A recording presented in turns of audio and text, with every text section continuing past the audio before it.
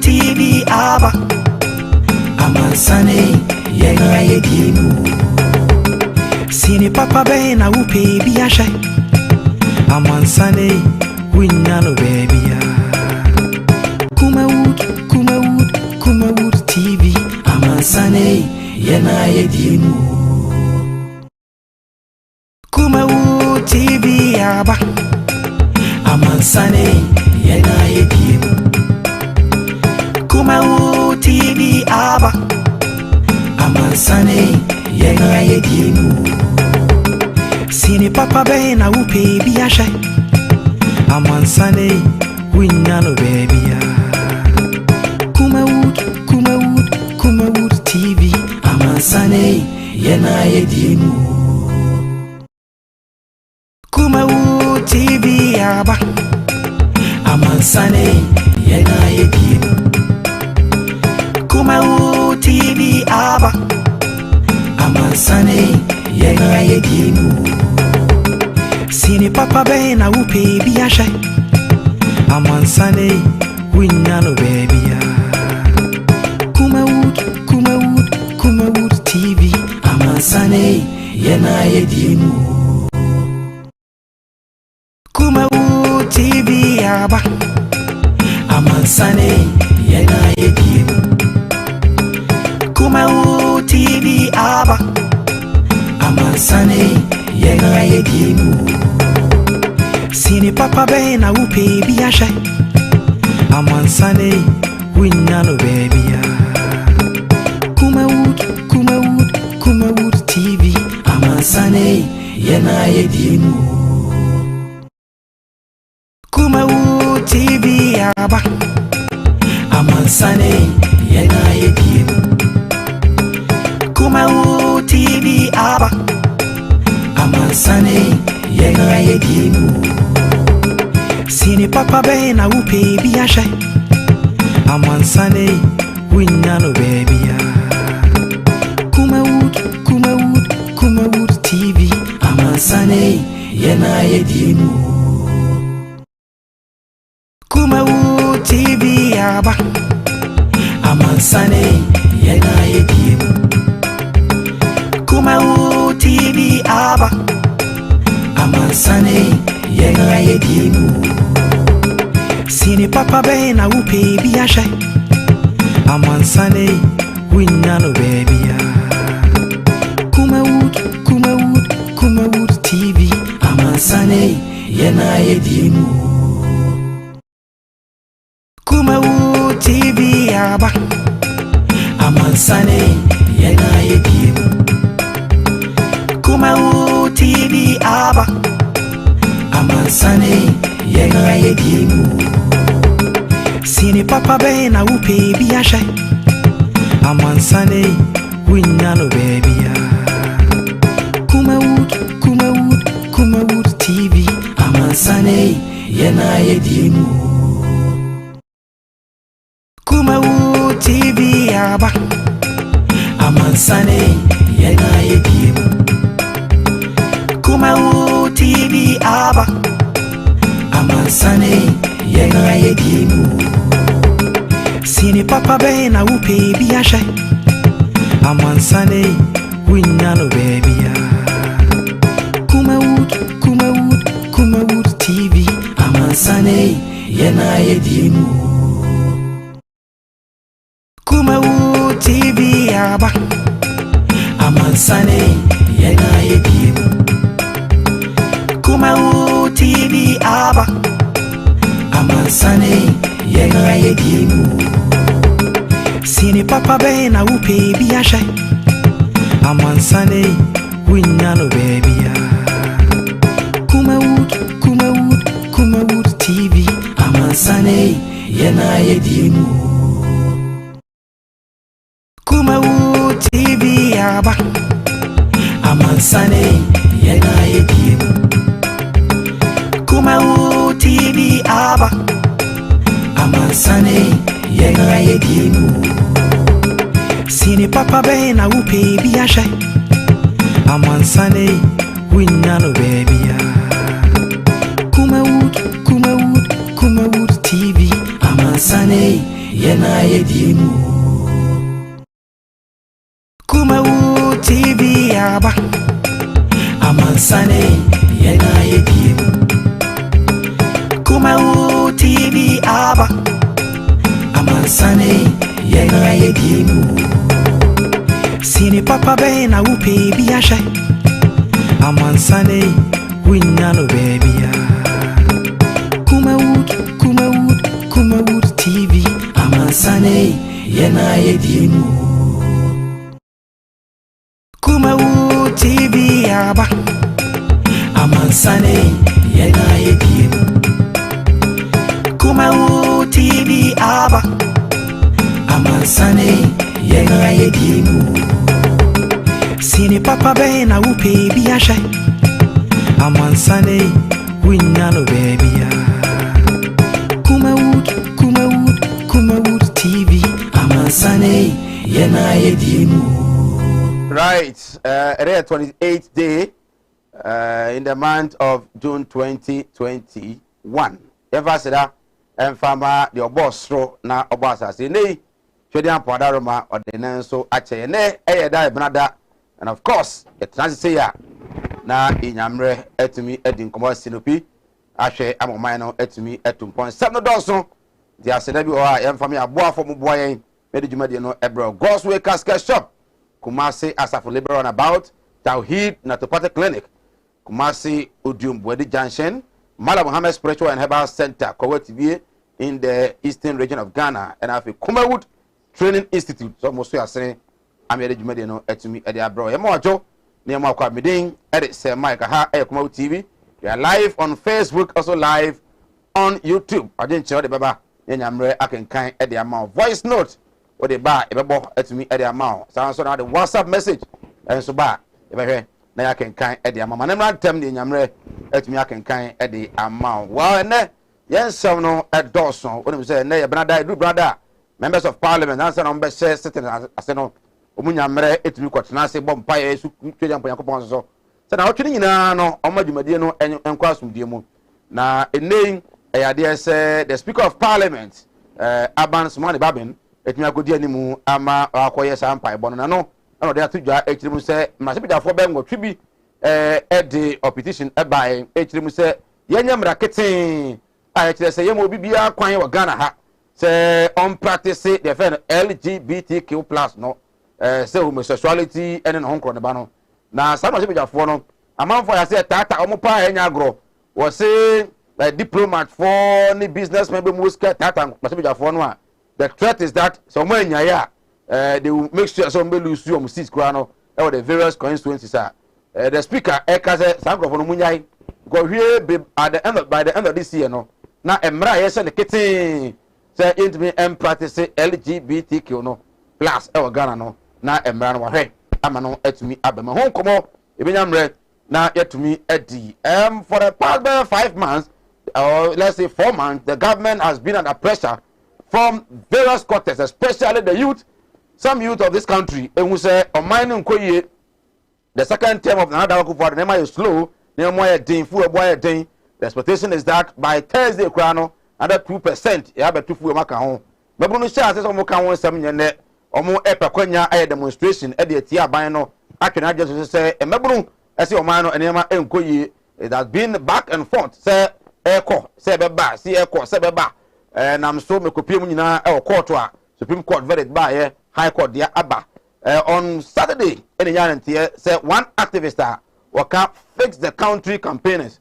Home our my Ghana obesi ewo Ashanti region adwa eyade se nipa bi akoto ahye so atumi atwitwa no ama we pimu e konfa no chia ban yare sabia enra ye be wie show no enya information se papa no wato da nanom ewo nsiedo kaka Ibrahim Mohammed ato na nanom ewo nsiedo na no ena manfo bi de so bo no ebo MPP aban se the MCE wo secretary adwa secretary municipal Salusu Bamba and then crop for and almost said a brand no a bar bandage no a dos no do into your master mama nipa kukuno man MC said there be one more she mebuna wa adwira ese de course one and sem fata enunti omo ye kire omo na soldier for na police for bani a me no ka say mebunu and 9 April de mu oten emu mienu so no aka branti a ono no yedi kan ko twa no ho ama onso atwa nanom ewo ense do.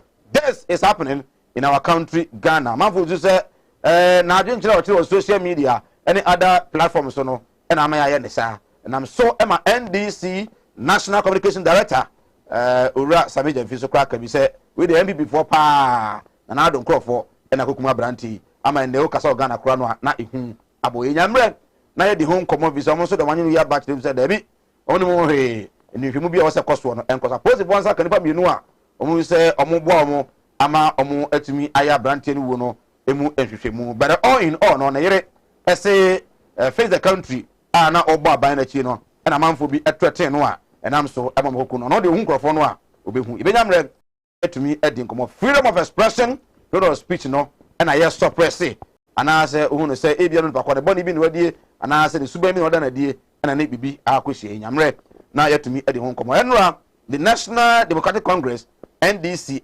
centrefo nhyiamu no nyina na ase nyina no ene say omo say ade ba ko esi Ghana yo mo ya pa ene judgment debtor ya kofa ede aba power energy sector no ehun ameni $170 million ya kotua ede ama bonifita na se nkrofo a omo de power badge no bi etimi ebre ye na no ena communication director ma party no akiri mu se abana nya rehwemu a NDC ye nche hwe be 2024 meba power omo ba power obi a no humbo mu bia no omo make sure se pa ko no obekọ afiase we ere nsam no awodo ena yenyamre na yetumi edi nkomo na do se yanka nche Ghana ni bia se mo amose wato ye nsantwerefo no mimiti yi na do se obusa me se wato me ana na wonto me sanso se Ghana fo nyina no me nsantwerefo no onto obia nti mo amoka se nsantwerefo ya to mo man Ghana no muntum na do se wontumi nya saada no kra eda ebenyamre na ye di nsami ede ka ho ahodo no enkomo wadwen se beba na nyamre akenkan ede amahwe screen ase abun se numbers no guso fabra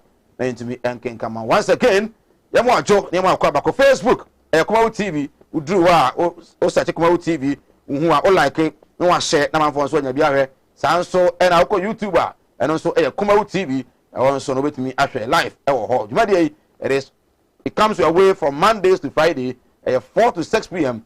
Trance in Yamre edi oman Ghana ho enkom once again yamo ajo na yamo wakwaba abeja fo na trance mamo makwaba na fi ntwa ye ho enye aboafo nkrato osima emre ba ya beto aso fata Ashanti Regional Communication Team member for the NDC fata trance Kumasi Youth Association oye member enkan kwamso no executive member msendei oda so ewo mu dia fata kwaba mejo so ewis me record there nyamia dum boye na from there good na mamenchia na menchia na begafo good ani ukriu ni nyina na oho ayefe that's time fata o usa na me wo fida da mu dia na me botayo ndi na wo papa ba ha ne se ha ye Kumawood sa usa Kumawood nso de amamre ne ade tie ntimi mbo ba ne na wo boye no we kura me so kura me we kura frem se omrantie no so am ibia me we ni afrem kura se masa don't come on air I was say bibia ensisa na se niema okay frem na yefe na mama fa kwanya yeso na menchia me mama baako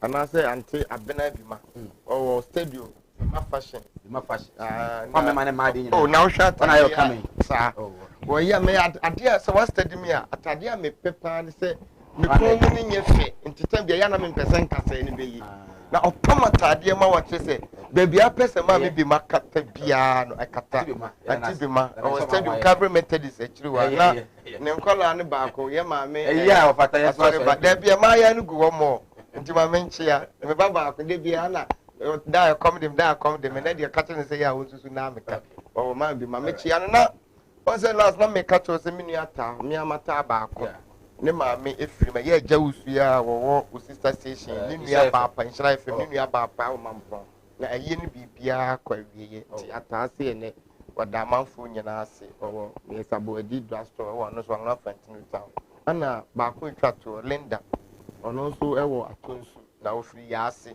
oye hairdresser ono so ne papa firi mu ma ye koye aye ni bibia na mechanic say ya na me di twato ma menchia CPP for because CPP anya political CPP okay concerned peoples of PRC okay concerned peoples of PRC CPP mo die bu concerned peoples of PRC CPP me chia o pa enura adwumadie sonko a o mu di ye no na aso o man nani ye nchia ne ye buta ye nyina se CPP pias yen hwe e ma ne nse enu nti ye beda wo mase na kon na ya sha ase no so mo baba mo omo nkoso a na se Mike ani ma bi koso a santimanto mu ya wadawro ma me de beto anim na sa dwumadie ne de won so wa pedakro afa ya himfo ni bi afa ahensam ne se eye galamsey site a mo di disika se wanya asem anasa wo how bi wo so ye wura kura ka be ma Yesu otufo ba ka se na hensam e wo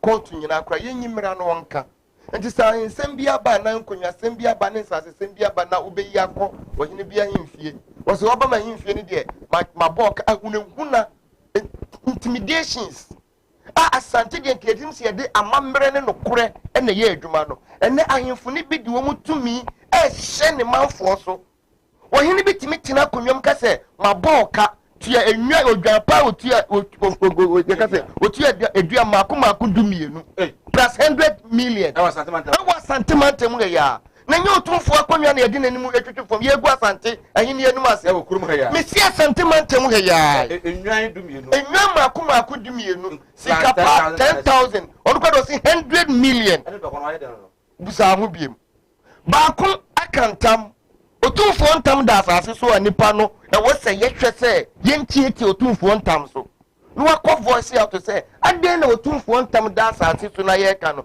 ye se won so ya ba oka 200 million otua tua de won tua se yesere se wugina amamra kwa so no wo ba ye ne aba oka se ya misika ni matua na se wo je wadwene se wo kọ ye sa nyambra sam ne aba oka nti na fo no anko be de enu ni atuate esa so enye buo ebasa na atuate eba ebasa so ne de ahini anim etwitwifom enu ti na nje kwa se nananom kwasa extend no se enwa pa otu adua dumienu na de wonu makoma kopam dencham na wie wonu mato awro so a se nananom se omo nananom ene yen sa bibisi a ya omo ene na omo ansa na omo so so eba omo so be minia eya sifima se ye ya santima bunu na ye tia santima mantom ye enu kwase so sa ne man so anye sa you member of Ashanti me Ashanti Youth Association aya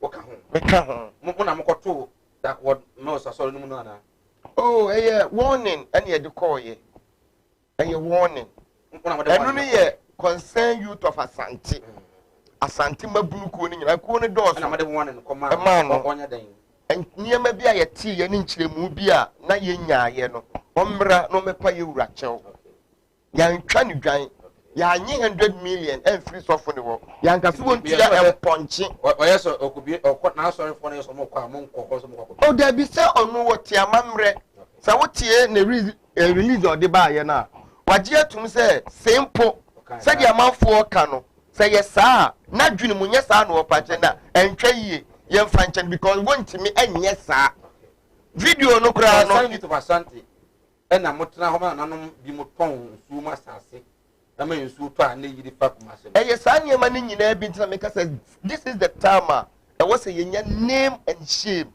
MPP NDC no adɔɔso deɛ aka ne sɛ nananom na sɛ no mani agye menim sɛ mema NDC foɔ ani ɛnyɛ some assess statement wei ho but ɛyɛ nso ne baabi ɛfaayɛ no sɛ yɛwura support ne wo bu ye wabɛyɛ bɛyɔda ana wayɛ regional minister da nti nka we wonni so kura nka bra na nka manfo fele wɔ no so onye kokoduo voice out wonhunui won sɛ ɛkɔɛkɔɛ ban na bɛbu wo ɛdeɛ na woyɛ fa ho because ehu ni sɛ anyama ban na wɔ mekɔ kan yɛbɛyɛ ne politics but adeɛ bia antwe a ɛnte nti me personally papa no wonim sɛ me pɛna sempa but baby ye fire no ɛyɛ once buy in central for kogina ne so ye wo voice out aba bonten am ye hunu ɛkyine bi na wote wona hunu so obi ye ne ma bɔne bi na nya ɛnyɛ din ye nkasam de me mpɛme ho asɛm obi ne wo pɛ ne ho asɛm wɔ asase so na emom ne yie nti ana ya na ɛma ye voice out nti ye voice out wɔ wasɛm doesn't mean say ye town ana ye mpɛ oyi right ofata regional communication team member of the NDC here in Ashanti region and OT ne kana ana a security expert sanso and osan yakasa edema NPP or Ashanti region what the partner here 92 nyina why polling station chairman one a contest regional elections so party no one Ghana Kronia bida or one for the card but TV so radio so yet man is we will not partner so that's what you say when you are well and I say and I baba yeah yeah daruma or the chair na most of what to say this we say a petit and made driver bano na me come to na nation ba this we need jim one na cruise na na mo hwa me ni so ta na ba bia yiri na be fine no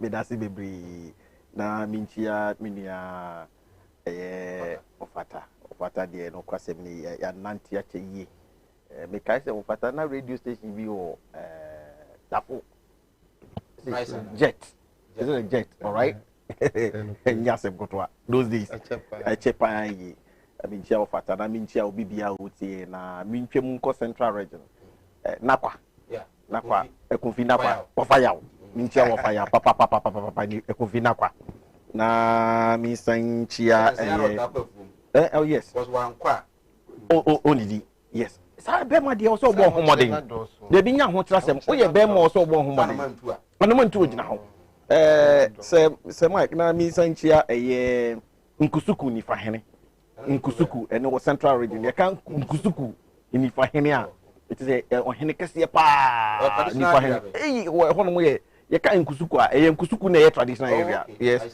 what they for salt pond abonko bohum sa area sini na ye kan nkusuku eso papa traditional area ni fahene nanaba ni chen nanaba one day ye be ko salt pond one ye be ko salt pond na mincha bia mi MPP for Ofurikrom constituency executive se wo ho the regional executive gidi is obi aye na famu die se ne be ya bibia be koyi na wankasa o mpedifo a oni omo ya adwuma ha so minchi omo because omo bo wachi dom yi ene bi so me ba ye mani age mi se ensuo lu bom ye mhyewo se na na oma na me dwene ho pa se ukrom ha na ma se ni no kre ye be ko hene no kre me so na me na kwam na me ba because me so me dwene ho aha de moto sa frɛ me na ensuo to na ba of the so ba mani ko kwa cast na me nam before obia police station yeah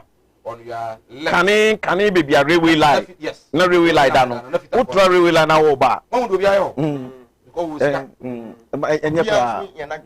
enye kra na ne wo fata e ka no no ka se ye wura sapon insuo ebubu ni fence we call ni dem ma no o kem no no kwasem ni ye wura sapon na wo be di eye mayor pen be di regional minister pen nti wo fata on time no na NDC for so ntiase se wo fata nye boapayo e na o ka se asem no to papa no ato renchem to no nini age there be sa ato renchem ta to enipa o motete saa akoma adwene be ba eniyema bi so yes koma adwene be ba eniyema bi so nti no kwasem nye no boapayo na mum o ka asem edi esi asem so se onumpo obedi regional minister da onumpo obedi keme mayor da onumpo na opportunity very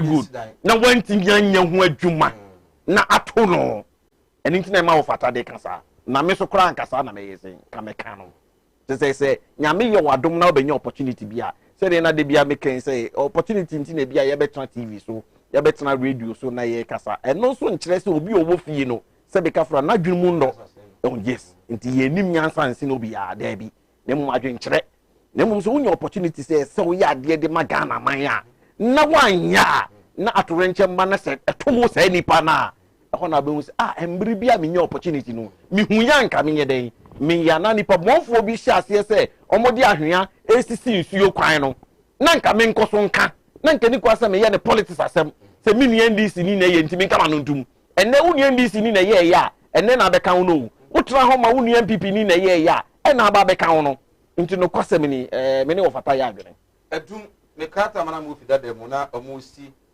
building na Alaska Star Enterprise me come ene direct no ene Boss FM just yes so omusi sa de no na ensuo da bia ensuo to a na eho na tweki na fankrofo na ema ho e kan wasa ma do bi kwa na mpa people say call the free came in ade ba so munya boto na ade says one who said you so twa enye railway line no railway line ho sa ba me ba o be a taxi rank taxi rank no yo me be ka one me bra one say it is alleged them say there's no smoke without fire say you wura me yo say say ni building no me pacho ntwa ya no enipa wo kan ye enso ye nadmo coordinator century me say tama na ye kan wasam tama mu tida na ye kan ni one o musi ye ni wana o se do masi awie abro se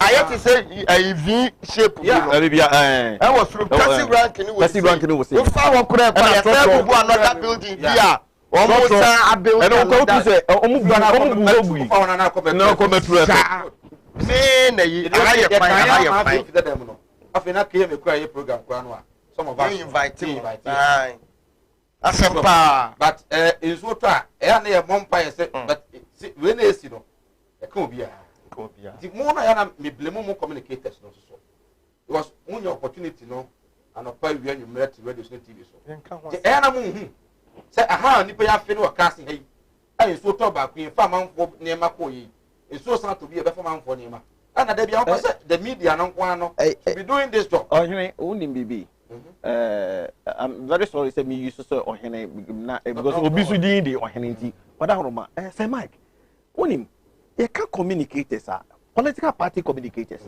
many wo fa yaw say ye nkopia asem no so a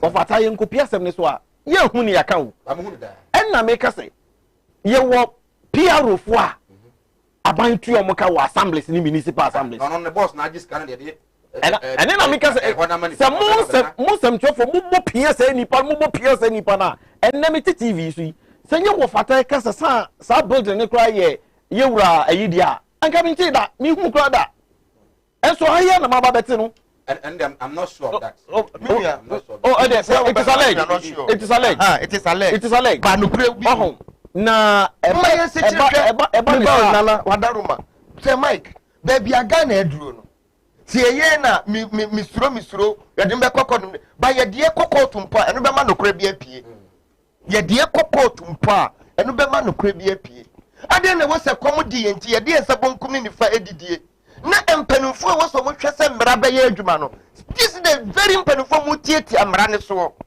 eno na ma ne ye hu no say na fi etwa homrai na minia the castle de no ma yiwa so tri castle ye no concept so ye kono ye sera fe ahodwo ye sera fe pa wo koda kodwom wo mu de be ho no bridge na ye yeah so na puni sei dakodwom yes dakodwom wa menim sa wo wo de wa ni akwa nsu na buwo na ye na nsan ya contractor ye o mani sika anu ode aye no na wonim o me ka sara sem we wo amakom wo ko amakom St Paul's wona on say asori bi wo mfe ni EP church yeah o mo twi masoma o grow baba ye no say EP church no o say nka normal circumstances o go ta de nka ya buy dia and so obi kura asase o go ta na no a nka ye to wo na ye to magota ne ba bontene say ko basi ye communal labor o man ni nyina na ye da communal labor no you gina wo ye MP e wo subin aye nhwe ha ama o ma to go ta no o mo to go ta no onu ani youth organizer any some of executive ni ka say go ta ni kwa say kodi EP for no mu na wo say ba abadiem na say ko ba say ye mu adwuma kora wo mo wanfi wo no mu nya grudge dey tell me born din say national television anye bi kora wan tekro bi betimi ate aka kire no say be ye na obeba abontene asem no ye serious na say ye nsuo to ye ewura fie be 3 mu na wo mu se edida memma kweda akora so dada no nsuo afa no o mu edie ne edi bu wo no ma nsuo ni timi twifa so koyi save fiofo ne akwada na ade chin ya asafo no na asofo na kofa politifo am ya be chi wo mu e wo Ascot police station ya o mu ba Ascot police station Ascot police commander Ascot mechanic specific commander say and say omo amma meje permit ansa no mabu ade no ma nsuo na ko a save life nti omo nkonko to wo ne ma wo mo abusane twa ho enya ba afọ kato bra Opani.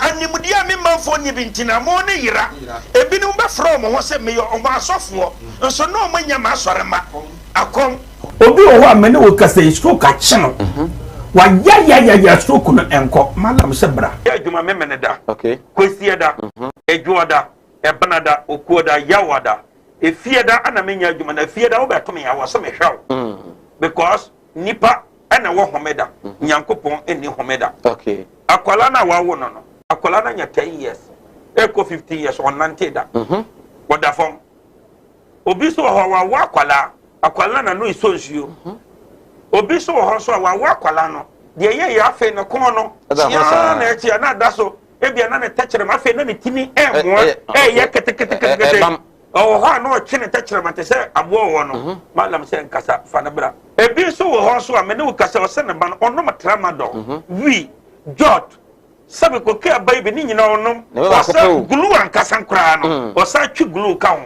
me ne ukasa o ba bi na wono ne kodaye afa de ye obe ma no kwati na twa wura mu a ase eya dan te se achichide eti malam se wo de abra oba bi o ho na wode no aye den onu be ma hia pa na nsuo ni nyina saba Samba bonten.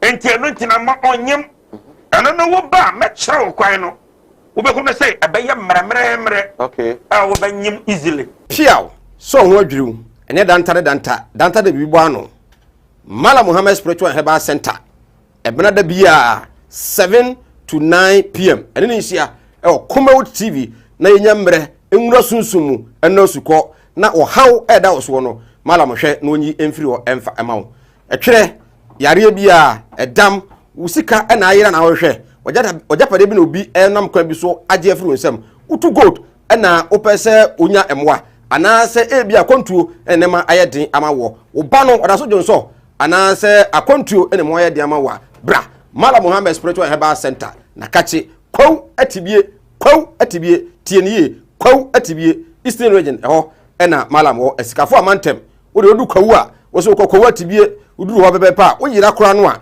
busa Unity FM ana wo be frɛ 0246 647 247 0246 647 247 eya tie bi na entumi emwa piao Enyarewa hodo ben na agi nipadua no aboso yare bi ti se eni yare akoma yare wadumu ato wontimi ndidi oba ne barima wontimi nwo mekanfo tahwid naturopathic clinic adodo na efreye Madam Katri clinic di amawo Madam Katri clinic enam homeopathy naturopathy subetu yare nyina efri ho ye ne kofa bae de Madam Katri tonic aba adwaman so eboa siesie nipadua no ne titiw ede ma emma wonoma wo fichiko ensisi so yie sa wono Madam Katri tonic eboa ema woni padua no enyini yie na aboa ma wo fichiko so aye kama ye won fidie wa waso ye de aba adwaman so a ye de hwehwe nipadua ni mu eyi yarwa hodo ahintani nyina edi Katri clinic ewo Kumase Asante Mantembu adi ne yewo Madam Katri clinic yarwe nyina last time FD ya hwehwe sei dwade ka to yi mu age atum se eye well awoltia obusia yese yifiri mu mo ye den nti beslewa wina fa kokko wifiri na se dia wa wonu tua wo fa se no mo ye den ma menti wo de wina na wo yere na mfa nkonkoye diguma na ma me wai Ebusa yenko no Kumase. Munko no Kumase. Martin Luther. Oh, it's been a long time. Oh, yeah. Mese. Minia, obra kwantu ya o. Sebina na ma ya nke twene ni ahwedan yo. Ne busu ya pani asuma me. Sebina me pada ka. E Kumase akamara. Na me se ya chini. Ye nya da ka yi. Nansani mo na mo that's why wo hia me de we need problem kra wo beje di se me free Dubai beduru Ghana ana me na na confident wo to na na mo ansia do ni eje yi ni problem so e wo abre de mi ni kapre odu obi na kire me go straight casket shop e wo Kumase labor haya me ko ho no ma ana mo sa ni me yes kan hye o wo de bi ntwa no misika ye di ma me se me papa no iso afi so ye se me ambulance na me sam pɛ de be da no enka ho ambulance any de be down omo ye ambulance service into any problem kra any na ye here ni say ubenya sika kakra bi di ato ase you know say kuma stay by plan no ye kodam ko tirawo some Cosway Castle Shops here. You will not come every day. To send your movie now. Cosway Castle Shop. You will come and say, in front of New Town. You didn't labor office in the bank. Cosway Castle Shop. We are the dealers in quality local and foreign caskets. Job training.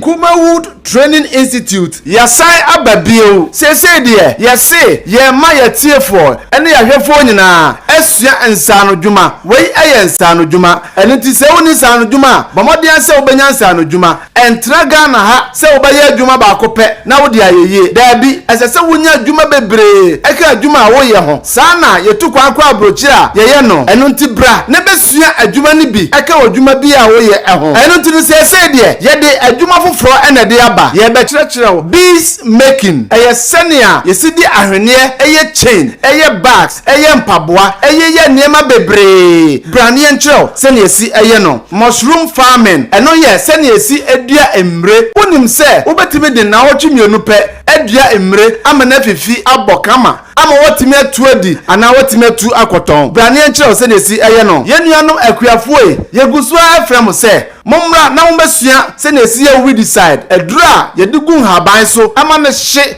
ase kura. Babra entime enka aduane na ewo mu no. Branie nchiro senia si ye no. Snail farming. Bra senia si eyen enwa. Wobetima yen enwa ama na nyini kama ama won so wakoton e de anya wusika. Watime de aye won kwan papa bi. Branie nchiro senia si ye no. Ye besan so 3D epoxy and a 5D epoxy. Say dear, someone wonim say 3D and 5D epoxy. We are them one. It is strength. After so, you better so actual liquid soap. Sa liquid soap we ubetimi aton. You better shower gel. Sinesi ye shower gel. Ama edi dware. Ama ye honam aye trom. Bra na ye chel sinesi aye brown sugar. Wodi ba ye oniema bebre aton asanya sika. Ye besan so akere mo. Sinesi ye power zone. Afen so ye be chel sinesi aye tomato paste no eno ane ye fre no tea tomatoes. Bra na ye chel kama na fa ye woduane. Obetimi so aye akoton ama wonya sika bebre. Ye besan so akere ice cream. Wo ye de show fridge ma. De.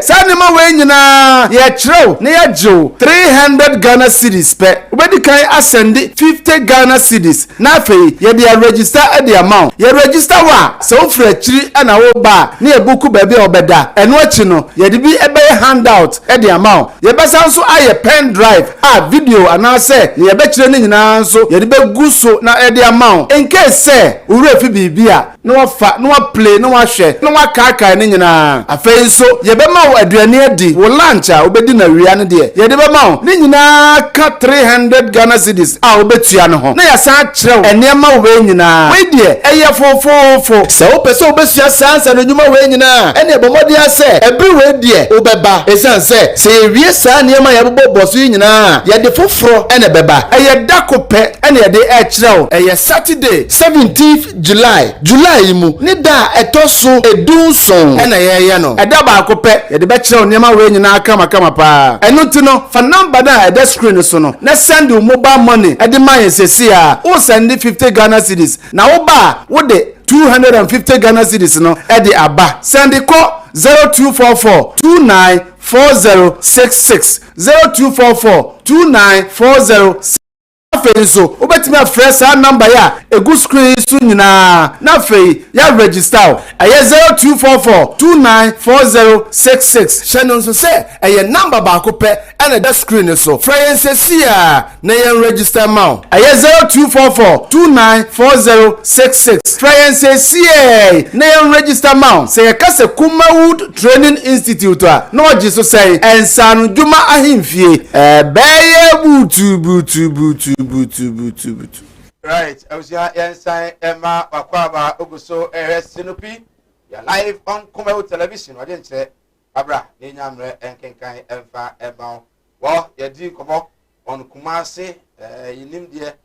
Our leaders are doing their best, but at times also no some greedy bastard leaders, Bikakrebio Mumuno, almost so say Bob Minor Cra. They know how they find their ways to become leaders at times. And then them say sika say dey krono nso nya munase kimwa na awofo a omako school no mo yem hye omo awofo na kaso mo market no mo yem hye omo driver ni a okaka or driver the yem hye no almost everybody be nso muna na wa bontene no fia na yem hye. Why? Because the kwana afa to kofie da bia no nso ja to take ma wonim ba bia kwan no nso ni be fia beba be bu afa so ama akose gatem ana se e bia nso no kra no atwo ka e de akọ nya de a eni je kra ye nyina ya place be live a better life in the cities but ya hanyu akra aje nchira fabra well yemra mu e wo fix the country and on social media emrante mabawa omo so ma no asay ya fix no omo ni abrepa.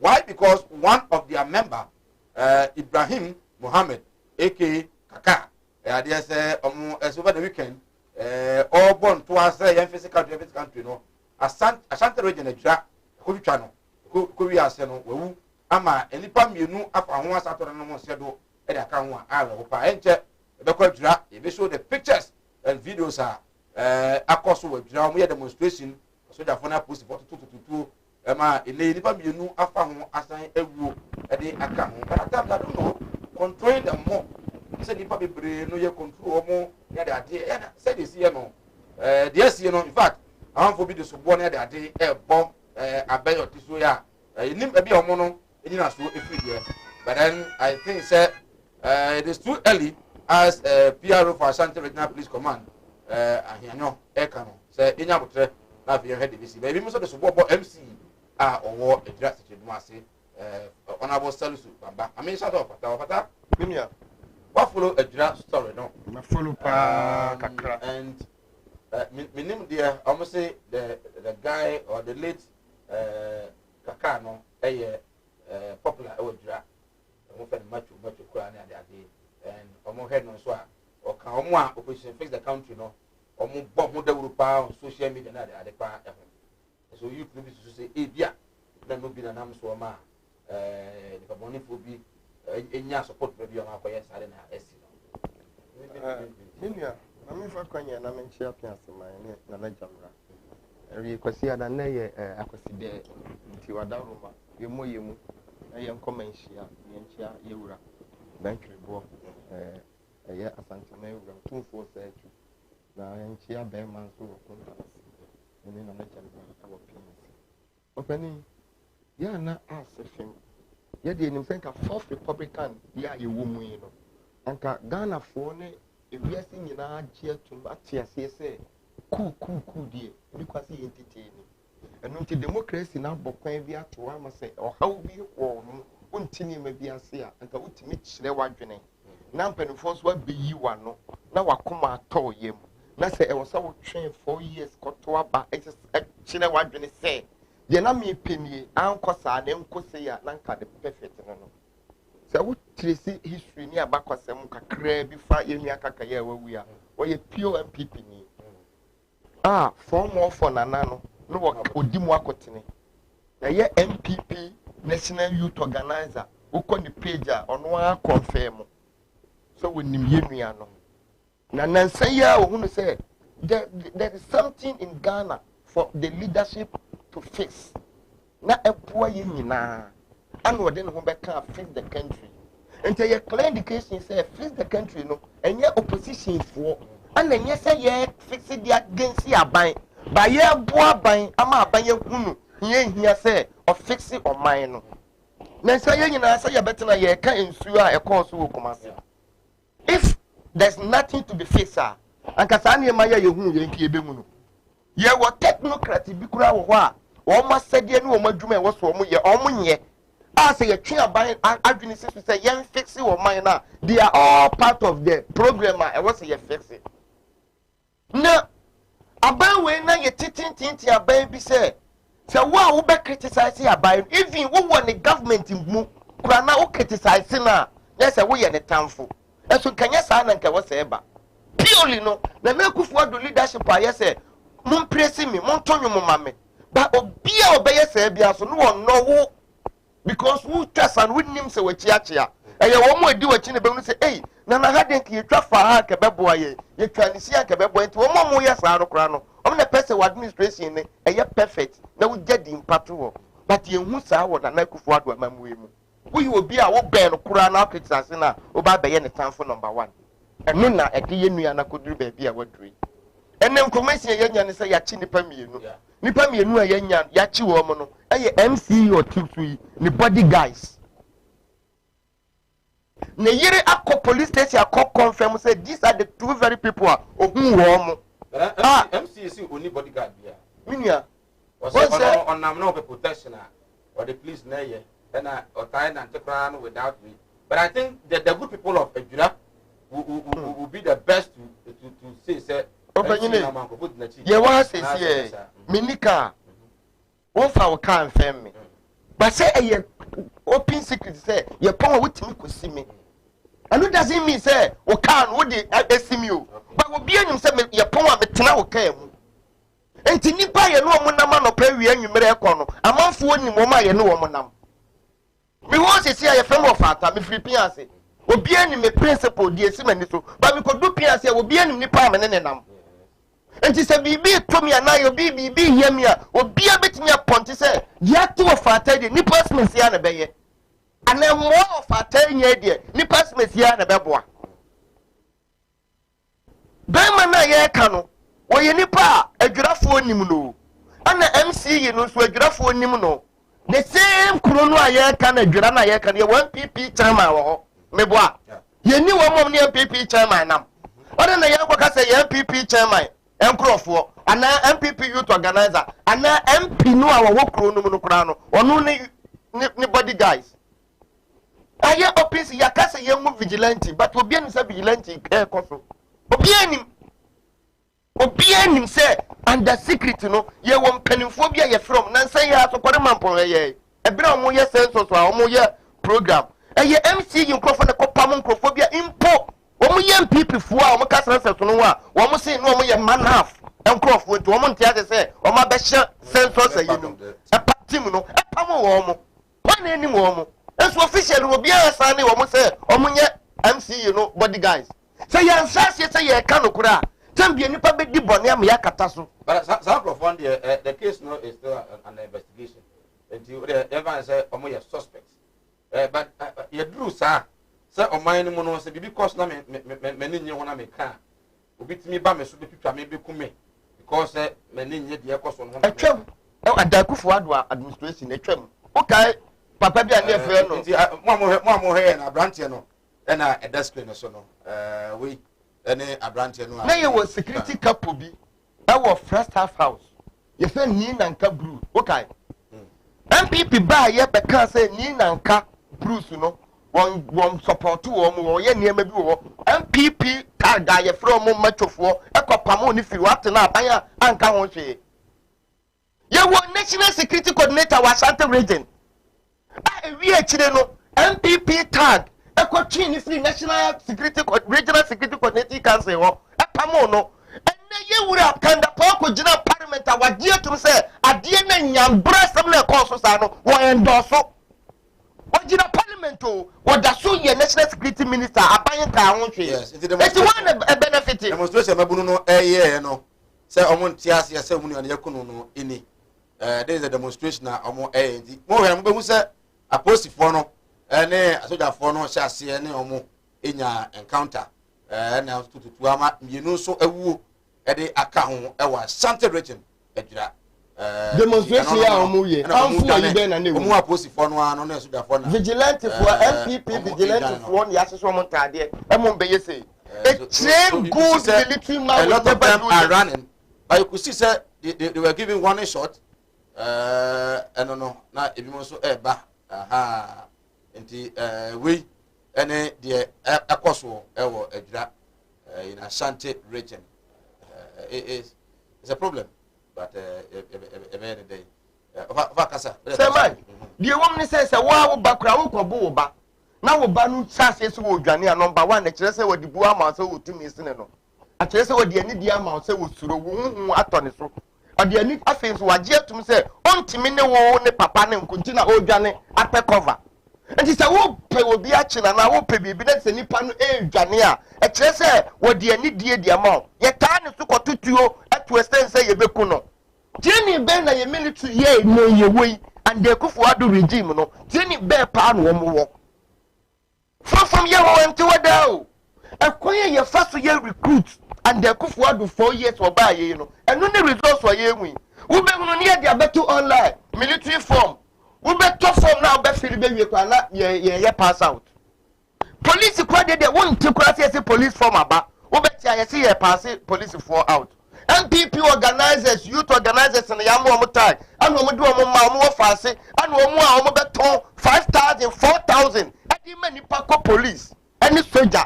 Emu. Eti wo kwa 3 months, 4 months ni dia ye training. Oni training papa bia. Enti ye ko base na oni how to control crowd okra.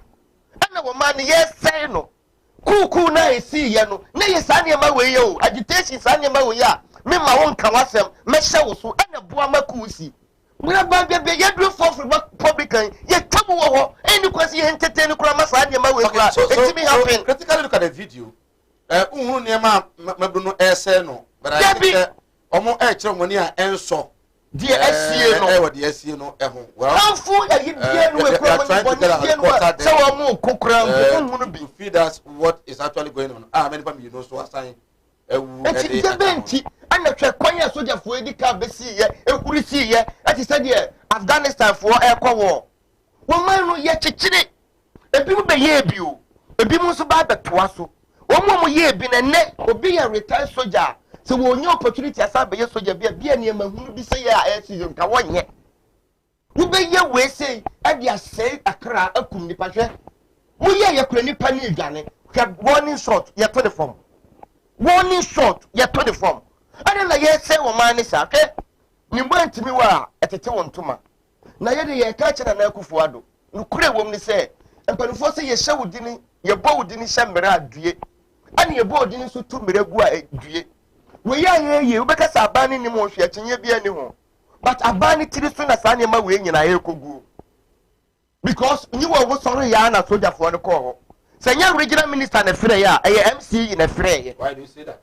Dear mama ka say regional minister ana ye chairman of the RISEC ana MC na ye chairman of the MISEC ye municipal security council no wona wo da no enti before say all the bia be kono from office.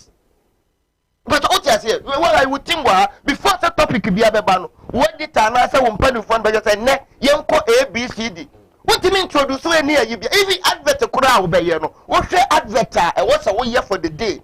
It is the advert for be a background. They will hold you responsible. And you may be what you come from Ghana. You will say, you know, Ghana for. Yes, democracy na ye kono. E beautiful na the man ye beautiful no. E bi ni we say mo. And so beka ye na entire pronouncement of Supreme Court to the bar ye no. What can clear? Say no kwasi ye so obi ho kwan say what ye man ye demonstration. On chile na dwene. E was that demonstration kwa so. Me ye demonstration to meet me ye no afi. Acha 24 hours. E beka from no my on just almost try response to e beba. Until no na ban no na say DC na wo hono so. On council be ye hihye ye ba free media. Minnuanum niema ye no sesia ABCD ni passport kura ya peke no we ya peke no tie investigation enti wo kire mabunu so omunya abotre sesia wakum nipa mienu aka baako pe na wawu na ye demonstration no mu no wakum mienu aka ho ama ase abaye 4 plus ono ne 5 productivity for the day na akofo number 1 investment abusuya na yes ankofo no mu ene wo man na yes ankofo because unim wo ma ye wo sesia you are investing a lot in you. Say you mean fasa ma echina say Mike. Ukoda no one sorry. On mine no. And you abusuya peso. On mine lose a lot. Obaka si yebenya wo bia ma na baye Kumawood adwuma na chenye bia ni ho. But knowledge a wo nimdia ye de wo fam a asa na wo nya no. Wo nimdia na kwose fam kwa. Eti je wonu ya utanfo so wo obose no. Obose in the interest of our mind no de ya hwere. So what they can't just say information not just say kaka NPP ni and who say name course na who say enkoyi and all support to fix the country agenda.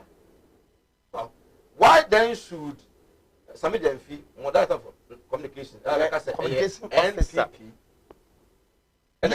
yes a NPP na ekunu in the sense say ye pay me kire waje man share so ne we Yewura Richard Anane Obi ni nimdia papa ne wo e wo MPP mu.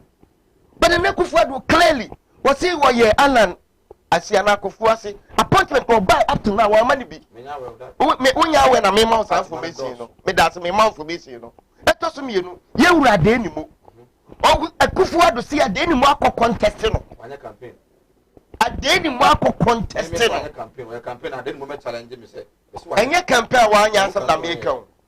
Ana da na do so kan statement a won wa ba mansia no. Ebe ka kire mo say ebubo odini no. E ka wo mu a wontimi ne wo mu nya adwuma no. Wan ka kire say wo mu anya campaign. Wo see ebra de ni me copy kire phone won na na do ne frɛ ka kire say ade ebre we di eja na me nko so abe challenge no. Abe contest no. Wa contest na me no betimi no wa ya adwuma. This is the statement from Nana Kufuor. E wo mansia no. Wasu wo picking anti meaning say we challenge na nado we MPP ni kwa na challenge na nado you are not part of it. Alan Mama chief manko ye wo mention no for one people for two ni kram nyina ne say oye Alan boy oye Kufuor boy wo mu gage up against chief manko papa ye no wo subin ya wo ko ya friend azeko sei kram nyina wo ye nyina ne say wo support Alan Mami Kate Jamfuya ya mukwa shishi na excavator. Wa MPP woman organizer. Yesi wa kwa se amwakwata FCC o mukuruma ye achebi ensa land road nkoa. Na de na oma na extend to na ya afana nkoto se wonye chebi akwan nkoa. Ye kwa shi na excavator wa MPP ni. Wa illegal money. Mi onye illegal money. Asat now MPP anasa ban ma bontin me kan se me site no mko e woni license. Mami no so ni lawyers ni PRO ade ni certificate ya renew amano 5 years 2019 ya renew amano 5 years abeto abontin na menu ya ma ha se bi twetwa he we century ni na odi tira ko twa to obi edidi tira ya fa se we fa ni se eye no kure se wadidi atira enya ba bi wadidi atira no so bo na de bona ka de eye legal no ebo no so bo so we are all learning ebe wan PP mu awan DC mu eba sa wo man na se yamfa ne se wunya PP ni kura enti wuntimi nkyere wadwene wunya PP ni kura enti wuntimi nkyere wadwene so ma papa sa dia ekwe enye wuminim se wontu abanche ye kura watu ababa mi sa na anan ba wuntimi kantim sa abannan na watu nyina watu ko one side da enkanka bi kura MP obitimi kwato abama president ewa MPP mu no kwato abama MP ewa DC na CPP mu because we who say when be ya dia way there are a lot of people campaigning against the government, especially put say they want to demonstrate against the government, fix the country. If you order and co on Friday 14 why do you think that this one there adanya ko say she won say you see bebia anybody ana ahoden wo bebia bia afia odom de no ye hwe ahoden o mudi wo mu na esua nti we no de na hoden bia na hoden so nti yenye bibi enyo na no number 2 ebia ban no mekan sa ban ni MPP fo na e sha siesie ye ni say oh nkon hunehuna no but ya dream na nka ye mpese sa na beduro ana akoduru sa won say wutimi take decision bi ubekọ na nipa na woni ne yes ade na hoden nche wo say wonya double effort na no double effort no so kra na etimi akobro so wo betimi ya ade na wo so betia no wo tia no na ahia kra no beye kra ma etimi bone kase buru de na nka wadwene ye wo enti by the end of it na bi akobo nani enye nani na nka apese wo ebi na MPP fo ayi mama ye face fact because face the country no eye Ghana fo adodo na hu se aban administration enko enti ebeye de na obi a woye aban wonye aban no administration na ono wo support face the country esa be ko akokum onu a wo ya face the country enti probability say there ono one person sa face the country ni be koso ene beye sa de no eye high but ye kan nyina ne say enye calm say wo ya de no be be criticize you say ni parokura na eboa wo say anka wo be ya de no wo ye ne yie enti ye be sire na nado na busua wo munye atinatini ntum na timi aboa wo amomotimi akoma right ogoso RSLP live on Kumawood television yedin komo faje nchebra funi yi kire wono edwira onte ya branche ba kwa efe no Muhammad Ibrahim oka operation fix the country campaigners no so kwa jade on na deeper surface the country there we jam den ama so say enonti e ba buru bi ko no ho ko twitwa no ne ko pepe so a na yere kwa den yere say omo threaten no before so we nyaya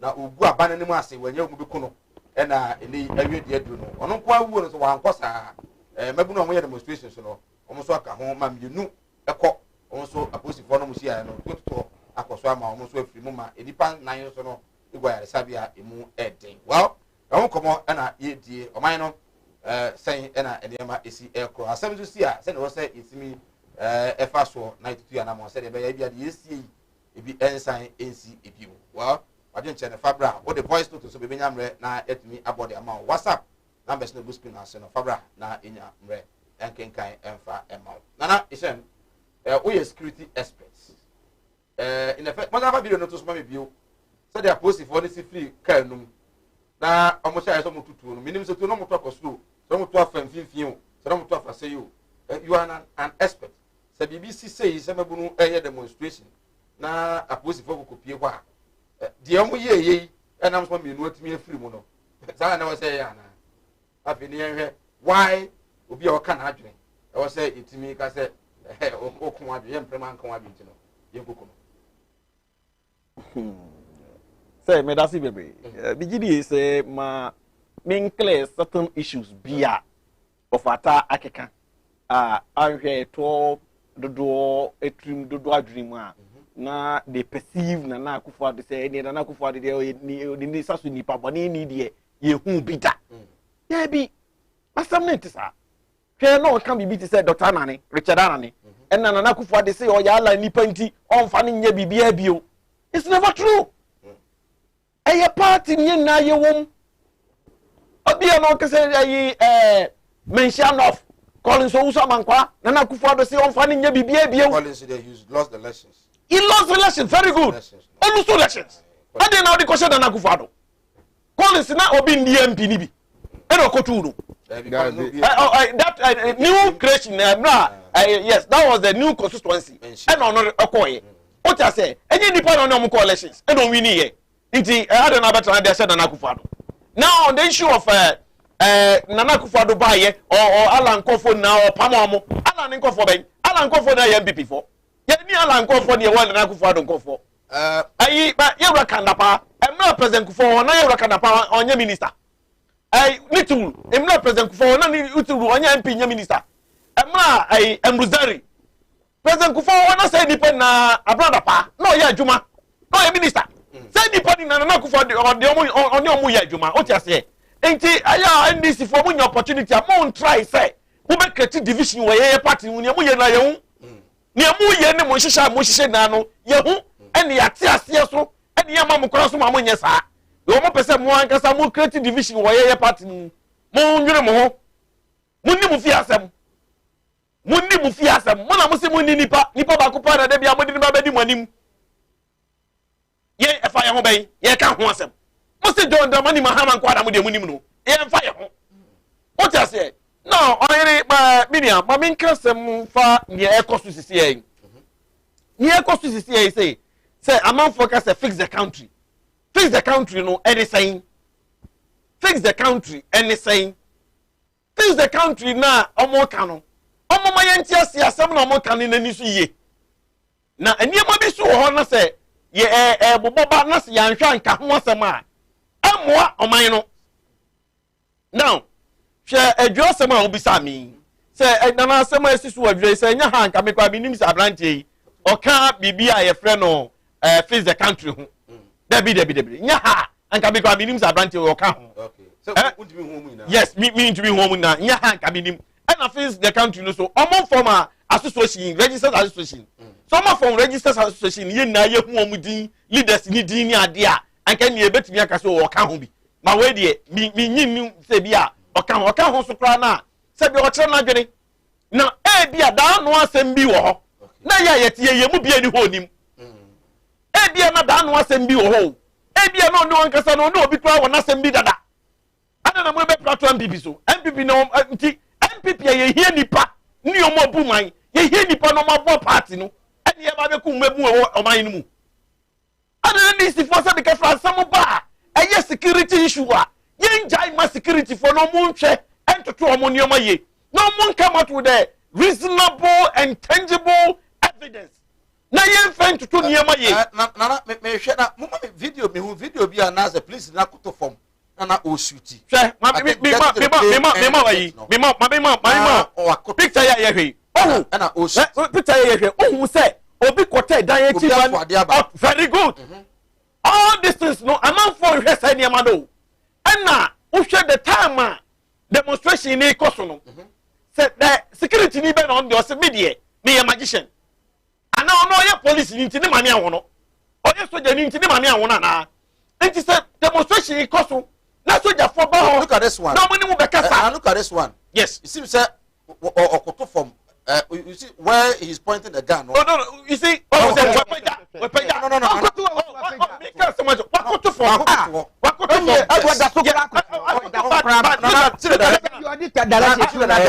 you see no wait I am in person you are an expert I'm giving you let's learn that's why I'm saying that the direction of I'm saying that you listen to me. I'm giving you the whole analysis on this situation. I make church now. I'm better here. Okay. What you say? What you nchai? Enti what you nchai na wafa dey say oh, me dey me layman. Enti security ni koye. And I mean say wakutu no dey tu akutu form. Nti e bi odi tu akutu form no. It's likely say watutu no. Watutu no wa. Oh. Watutu no form am ni wo ye ni ho. Enti o poti ye hunu. Ye ni ho ni ye hunu. One to our point let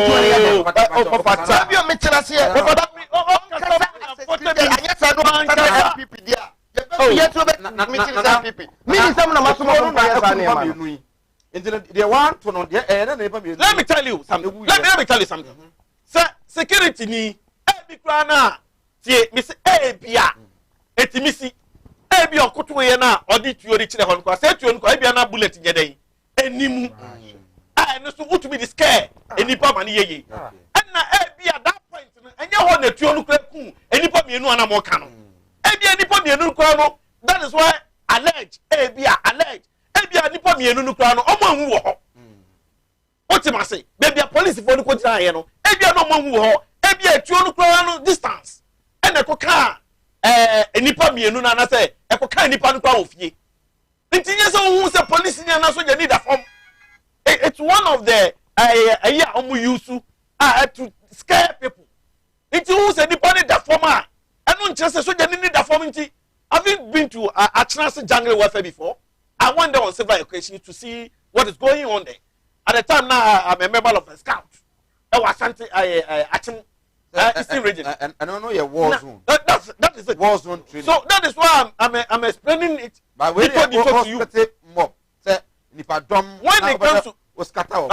it comes to mob, how do you do it? When it comes to mob, okay, say nipa dom no mabo chenkuni na no, and almost nipa mo pasumdwe. No. Nipa ni na ne pasumdwe. So it's likely say nipa na bochenku, na nipa no bochenku abem se bi susu efletire ba. So the security people also almost start efletire. Na nipa no mabo chenku no ombeke mfimfini. What you say? Na here is the case obi wo wa ye hwe the district no enipa bonifo a ehyem ani etuo a ewo sa district no obi o ko ba ntwa wakotwe ni tuo ne second na yode ba ohene enti wo ye soja ni na wo ye police ni nti ada wo gira ho na di tuo ne second na betwa yes wo de bono ko ba nti na wo ba be kun na wo ko ene sanga police fo na ye be ko mo ana soja fo na ye be ko mo sometimes mo ma yeso yandwi ni police ni security no yandwi no mo ho kakra enye se yeso o to kwasi police for ni soldier formula no mu diminka de ko mama sa video no na so me okoto won on say okoto why should you be doing this? No nana it's part of their training to scare people. Are we in a war country? No, I'm coming. No, just mebunu demonstration. You name the strength. Yeti abi no kase. You name the strength mebunu mo de ba bonte ho. Strength ben wa. And now you name the oh unto was. This is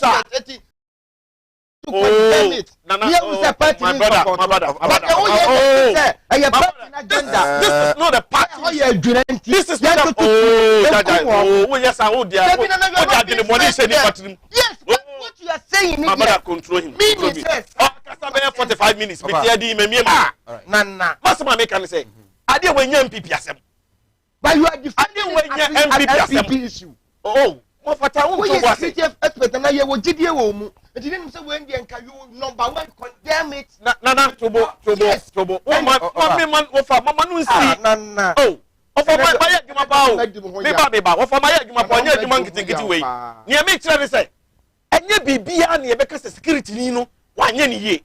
Ba we na hwe ye oh to boase. Hwe nipa no mo ba pon. What kum nipa? Eye bullet na kum nipa.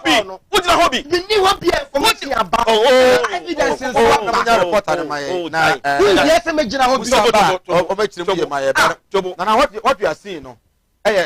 For video ya ehwe. If there's not something to go by, a soldier form tutu. You can't go by this. You can't go by this video. Why? You can't go by this video. The video, very good. And I'm saying what you are seeing. This is not the final evidence. Are you getting me? It's not the final evidence because maybe I nipa kono kocha ye no kra no. Baby I know jina odi twa we no any different. And now baby a police is for transform different. I want to ni bomu. And apai so now I ohene yes. Oh transform and e wosoro e wo wiem. E yete aye kan. Yes so okoto form na otutu oni first form na nipa wiye. Oh transform and e wo wiem. You so to ebira moto. Oh and I make say not only one. And I make say chubo. Oh transform and e wo wiem. And so ye gina he ye kan dey say etuo na ko kan transform and e wo wiem. What am I saying? Yes, that's what yes. saying. Yes. Information. And I make us say, "Yen to be basic way and find the final evidence." But here is the case, sir. Ye can nani. Yen can say, the day name ye mbebuni no say security for ankoa. Anki yeni must be basic. Say security for ankoa. Sure. I can see basic in kabaya time cry. You can also end up by saying kabaya time cry. Oh, now make us say. Oh no, I'm coming.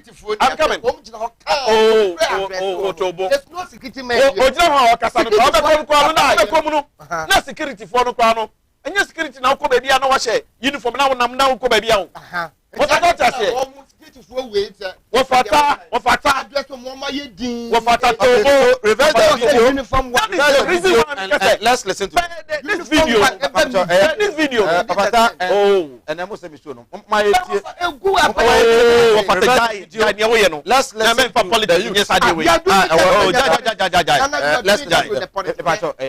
let's listen to them. I am shocked, like I did indicate to you earlier on in our interview. I said, so long as this continue, we should expect more. We should expect more. And our youth... You can expect more of what? Our youth are not going to back up because we are preparing. You understand? We are fighting for justice. Then you are adding more injuries to the insults. Look at what they did.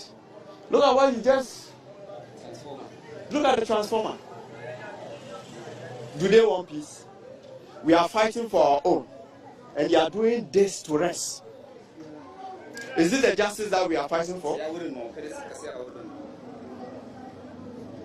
So, this is it. If that is what they want, we will continue.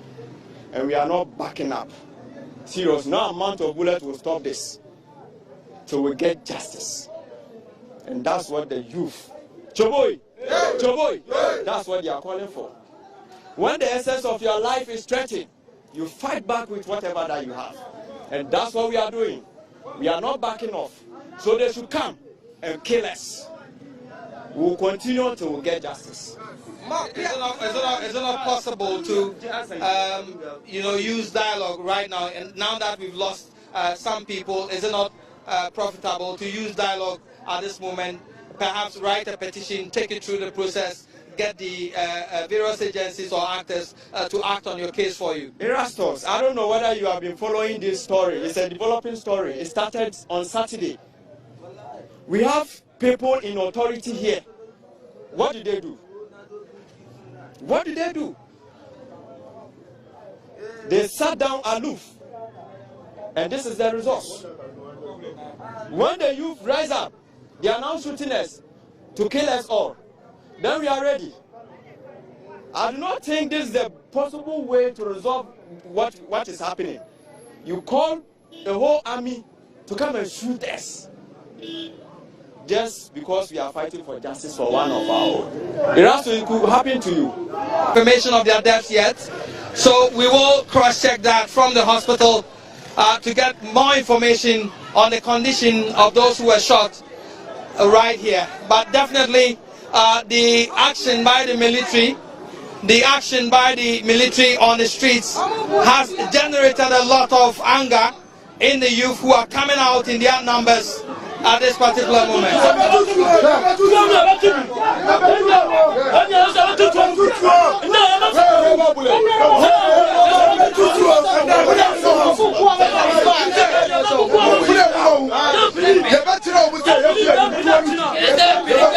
Right, inti we ejira they see wajira na a reporter wo kra no em say obohu kakra pa ye kan say ebusuan na asemato wo ni na ye na ye tie ye mo busuan ne ya ye ko busuan so but utie de maburu ne kan eba na nya mo che utie de maburu ne kan omo say ehase memenda very good omuri ba ko ne yaku no na omo seek for justice said de obi wu a na busuan na say enyina ye pepepeyo nti ne ye de kra ko police station wo say mikunu omo mo threaten no minimum omo obe kusa minimum mo ya nhwem na justice nya adwuma maburu de omo ye maburu nya dan ya bi say si a mo mo so kakra ta so me hye ta so nya de ade controlling them no is that a way of trying to control a mob action?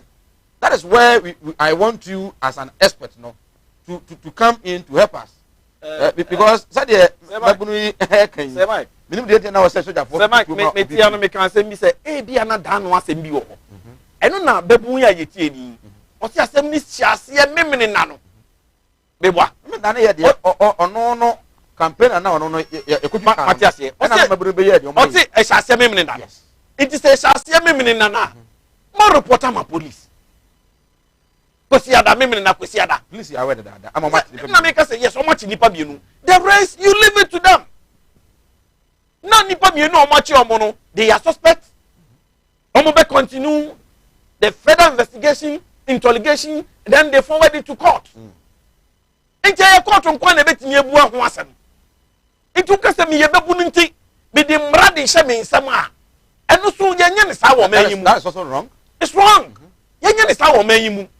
Ena sisi anie awaka aho asem no nse bebu no ka say ye nada utie nie obi so say yeso ye be kokotwe yetuo e de aba na se be kafra ye troma ni musa yeso ya kwatwe yetuo na e be kwatwe o ma kwatwe tuo enti no won twe tuo e was police wofata ye tia me say ma ye nye bibi te say e ba ni security issues a ma ye nye bibi te say asema esi ho no oh mama brother asema esi ho no no no o mu ni training bia masa mo fata ma program no meninyi program na meninyi where you are going to no what ka say 45 minutes 45 minutes to 50 minutes man kasa metia man kasa yes but na one problem ni say ma mi so mi ka me di awie ma mi kasa mi di awie o bra wo de ma mi ka mi di awie mi ka wi na betima na ma samba o da bra mi nua no me ma we say good evening sir good evening sir. God should have mercy upon us. Ghana is not safe under the current leadership. It is really sad. Peter, and if you go so, and our day Abba, the NPP man is by no means a security expert. In fact, I'm very disappointed in him. He must know youth just like this children, youth just like this, like his children. Youth, okay, just like his children are watching him. Okay, also the our day Abba, and on. We say good evening, Sir Mike. Is he trying to justify? Look at the posture of the police and the military when they got out from the car. The people were running. Still, they were trying to shoot. Couldn't they have done anything? Has he heard the youth were holding guns? Oh my God, Ghana. And also, the Abba, and no. We say. Okay, I think I've read this message. We say, I'm Enoch from a Jumako. Sir Mike, tell the NPP man that after the death of the guy, he Oh no, please. I say mo ya kwechiri with a bufu munyabotre. Somebody please stop calling that man a security expert because it is just hard his job, but nothing. No. I think you are not being fair to my guest. Good evening, Sir Mike. You have no size in terms of journalism. God bless you, Sir Mike. Ghana has already collapsed. What is wrong with the Ghanaian security service? Judgment Day, whether you are president, police, military, NPP, NDC, we will all see. It is very pathetic to a Jura situation. President Akufo-Addo and the NPP government should have mercy on Ghanaians. Oh, Abba, NPP and Akufo-Addo. There is Timothy, Eddie Free, and also Eddie Abba. Well, messages may be attacked too much. We should tell the MPP man to shut up, okay? If he has nothing to say, who is controlling the armed forces now? Isn't it the government? And if something happens, the military are involved. Who do you expect us to blame? We say from Pande, so they are the Abba and no. We say please. Prempe Kwajo from Offenso. I agree with Ofata, though I am an NPP member, but Ofata all the way. Greetings to my mother, Miss Ya Anywhere. Okay, others no. Mekan and at me Eddie Amamu. What, Nana? Yes. My viewers seems not to be happy with it you. Seems like today they are not happy with me. Yes. I'm not saying say yes you or no. I haven't said that. But you are justifying I'm why you think they did that. I'm expecting you to tell them. Now, I'm not saying it's a assembly in Yemide. No. What I'm saying is a security issues. And then a come once and ye church remove Yintia Ebia, a true Mribia, a basse, and a true baby so any concerts had your way ever. And only ye church remove. And I may Busa. So, and I'm Musa. Busa say, Mabuna, Omoya demonstration. Omahu Omujane. And then I post in no, and also Janino, which me go to what to job acquisition from a gauge because even where he is and where the youth were no, but Musa distance room, did I wish to wine? I don't know my I know yes, and what your security issues in the Eka. And now will be some questions now say, Nana, no, a bassa, a dent in a beer, it's me bassa. And no one would tell me one rain your because I am a seminary, and I may justify. There be near seminary, may justify. The mom security question now will be Sabeno, and then I'm Yano. Minia, a bin yet yaking. Oh, say, Yakeno TV, so by the perspective, there be a Mujina, who shame for Nino, and our grounds to Oswa, and no so Nana. Now, before we came on air, I spoke with our reporter. The briefing the reporter gives us was said, Mebruno Wohono. Na anya de bi omo se niema gidigidi bi a kire se ene omo ye ne so we se soja fo metutu and the ama hokwa no ese no tension aba omo no e tuo no metutu ye mani pa menu asan ye dey every month and we live in this country se ka akra ba obi o area bi a mabrutumi anase kromofo no etumi si kwan se ka bon krofo do now is it that the man who initially died no can say bi a we should face the country?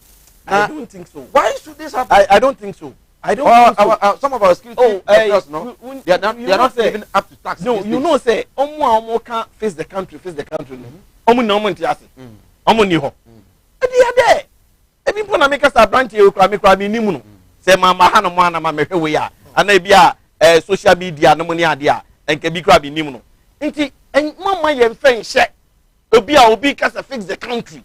Eni nti na ma ebi asade no esi ebia na mo nkasa ensem bi wo ho daga na eno so nya ne kwan so no so oni obi wasem kra nya ne kwan so no otima sei enya ne kwan so no so we mama yemfa nya politics asem na ba won ba ni mu no anasi wadwura no ene ne ye nhwa ne yenka ho asem enna me kire se mo yemfa politics emfa me bata we hu na mom yenhwa ne yenka ho asem se yes o man na ye wo mu no obi atubi kire na dwene nti so obi kire na dwene na nya de bone so enti mimi nyi ni say fix the country ejuma na branch ani ye nti e de bia abanisa but e bia me ne wo ye ni ho e bia na na yero na da na say ni kusa say distribute threat say ogu MPP aban na animal ase yɛn fa ne sɛ brante na wu nti na ɔbaa na ɛka saa bi kɛkɛ anaa. Oh Debbie, ɛno so ɔka saa mi nyi ntum. Ɔbaa no ɔne ne kun ne da. Ɛna ɔka sɛ ne kun hyɛ aseɛ receive threats. Ti sɛ ne kun hyɛ aseɛ receive threats a immediately ɛmuna threats ne ba na ɔsɔ report di ma police. Nti ni ɔbaa ne ka no ebetumi ayɛ no korɛ. Ebetu so ni so abasa atorenkyɛm aba nti ɛna ɔbaa no so ɛka saa sɛ ne ɛbɛyɛ anasɛm no ɔbɛka ma na yɛ de. Mpakyɛ ɔte ma se. Because sɛ nye wɔ fata kɔ ɔkasa abranteɛ no kɔ ɔyɛ MPP ni a anka bi kora no minim na obi ɔyɛ MPP ni so kokunu MPP fo kokunu obi ɔyɛ MPP ni MPP fo kokunu nti amanfo a mutie me besra mo mada roma me justify asɛm na asi no owu ya de ya didi agro ya pa sabranteɛ wɔ ba emba. Can you continuously MPP ni go to criticize your government continuously? Why not? Me yet TV so me do baby amenka. Yet TV so say baby ade bi chi amenka. Why na nim say media bi ko TV ni radio sa e wo all over Ghana had mo a menka say bibi ko so na chi amenka. Why na nim? So he was saying say you should fix the country. Do you see the country now someone fix it? That is why I'm telling you say we should be based on that. Ye nim the man ye ndim to musu say asa fix the country ni nti na bi obi or say the guy died. Sir Mike, good evening. The guy died because of fix the country. I am in Nigeria. We know him to be an NPP member. By these days, he's not happy about the state of the NPP, even in Nigeria and the MCE. I think what has happened today and last Saturday tells all of us that we have to fix the country. Oh, if somebody is saying that, let us fix the country, I don't think there's a wrong statement. I don't think it's a wrong statement at all. But here is the case. Me to being per se, yebedia to me say, and the son can more fix the country for Takrady, Accra, Kumasi, any other places, you know, almost way. Very good. Sign of security for your Majumo. Yantu ye boase. Na yen Christian Yankupon ye aduma. Na police form more report in your day. Emra. Na ye kwa ebia nipa bonfo bi kwa hihye ba bia ye bo kwa momo jane enti ye to ye boss ye betimi security betimi nya sai nipa ni na messages are many be free. Sir Mike, I'm a complete NPP member, but to tell you the truth, things are not easy. All price of goods and services has been. My question is, when are they going to increase salaries of government workers? There's also high tension.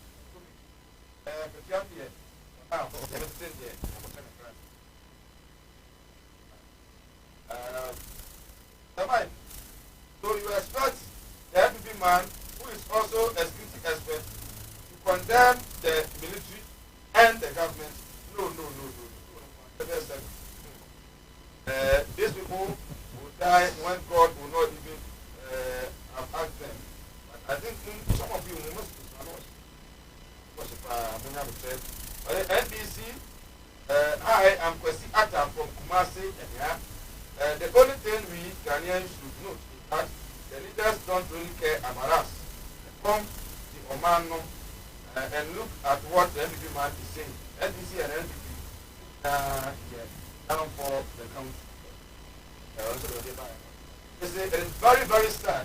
All these things are happening in the country. Used to be known as the beacon of peace in Africa. This is a complete traitorous act. The country is sitting on the time bomb, getting ready to explode. May Allah save us. This is Baba from Bukoko, about the action of the security personnel is unprofessional. Crowd control, you need to assess the situation before warning shot is fired into air. Kneeling and aiming doesn't come in here. I think. We saw the MPP man, from Signore. Good evening, Sir Mike. The security personnel went there for peace, but the citizens there started throwing stones at them. There's a lot of missiles. Okay. They were throwing missiles to them. Throwing stones at them. And so, boss, let everyone know that the forces men went all more than 8 years.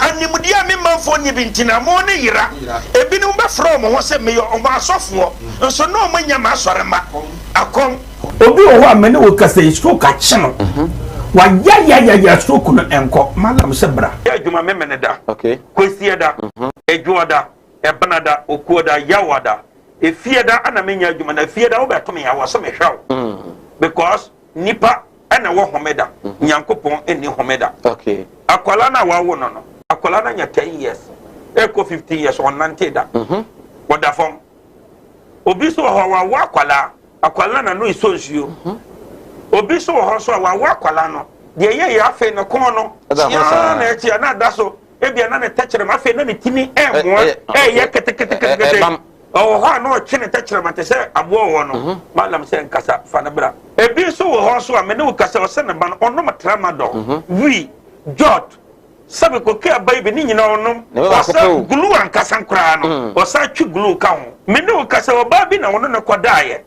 afa de ye obe ma no kwati na twa wura mu a ase eya dan te se achikide eti malam se wo de abra oba bi o ho na wode no aye den onu be ma hia pa na nsuo ni nyina saba bonten enti eno ntina ma onyem ana no wo ba me kyerɛ kwan no wo be kono say abɛyɛ mremremre okay a wo banyem easily piaw so ho adwiriw ene danta de bibo ano Mala Muhammad Spiritual Herbal Center ebena da bia 7 to 9 p.m. ene ni hia Kumawood TV na yenya mre enwura sunsumu ena suko na ohaw eda oso no Mala mohwe na onyi emfiri wo emfa emawo etwere yare bia edam wusika ena ayira na wohwe ojapade bi na obi enam kwa bi so age afiri nsam utu gold ena opese onya emwa anase ebia kontuo enema ayedin amawo oba no odaso jonso anase akontuo enema ayedin amawa bra Mala Muhammad Spiritual Herbal Center na kache kwaw atibie tieniye kwaw atibie Eastern Region eho ena Malam wo esikafo amantem wo de odu kwaw a wo so kwaw atibie uduru ho bebepa wo yira kora no a busa Unity FM ana wo befre 0246 647 247 0246 647 247 right yes I Emma makwa ba go so Sirupia nche eba mo mo do nche etimi aba o say boss let everyone knows that the forces men went there for the operation they are all more than 8 years in the service okay I agree with you this is good afternoon Sir Mike. Seeing the pictures from a draft makes me feel sad and even ashamed to be the youth of this country. Isn't it this same country that the president years back organized the youth for Kumipreko demonstration and nothing of this sort ever happened to him and his people? Why today His Excellency Mother Ghana Emmanuel Buama inside Kuti Imadode Abba and was say good evening Sir Mike. Only in Ghana that the police and military personnel use a rare bullet for the protesters. Look at what they have cost Ghana. There will be no more peace.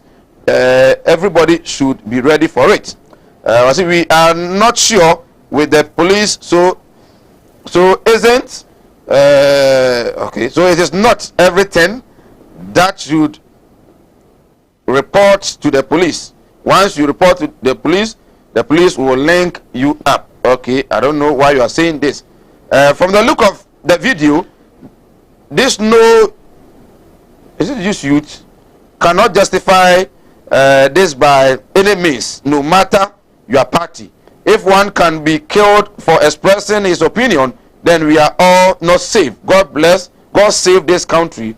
Ike Petoprom Bogoso, Western Region. Okay, Ike, Western Region, Defriaba. Ghana is not safe. The leadership of Akufo-Addo's government is not good. Let go to what happened at Tachiman South. Is not the same issue. Stop the MPP man for what he is saying is a bad issue. Stephen from Tachiman South. Abba. Can you tell the man to keep quiet? He's making things worse. Calling the wife a liar? Does he have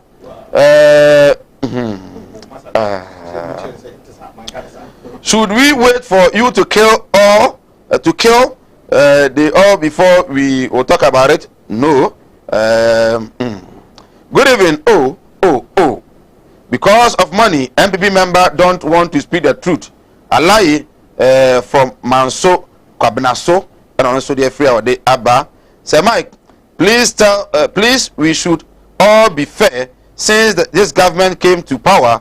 All those who have made their minds to talk about the bad deeds of this government have had problem, including you, the media. Please let's talk the truth. Okay, and also the Abba no messages no ados. I'm come pata. Mintio kakra na me media can invite free. Good. Then you were disappointed. Disappointed topic ni pure in the field. And tomorrow when you're not so yes security expert to defend it undefendable. Do you think it's all defending? Yes. He was trying to explain the way things work. The way things work. So you know what can I say? Mo call here no. Ana youth no.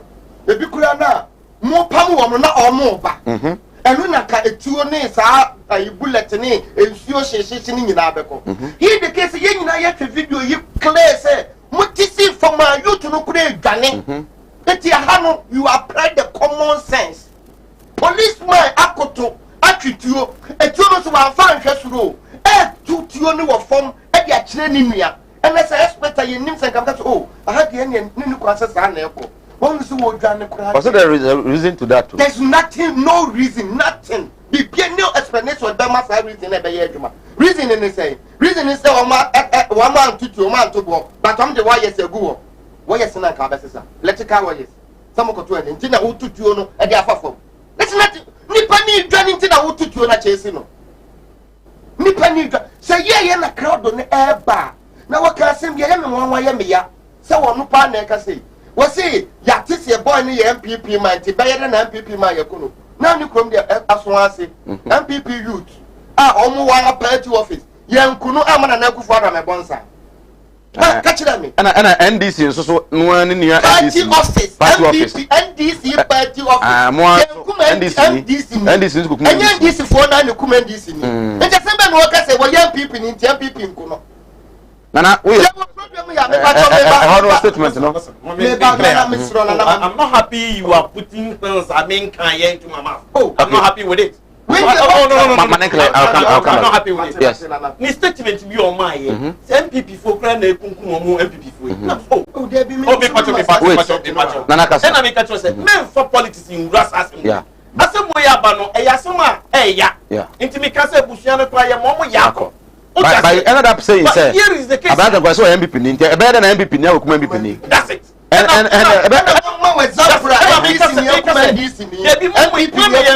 want to make us for politics in your day. Assembly, no, and yes, papa. And yes, what I say, and when it comes to crowd control, and you say you handle no. Okay. Yeah, handle me say.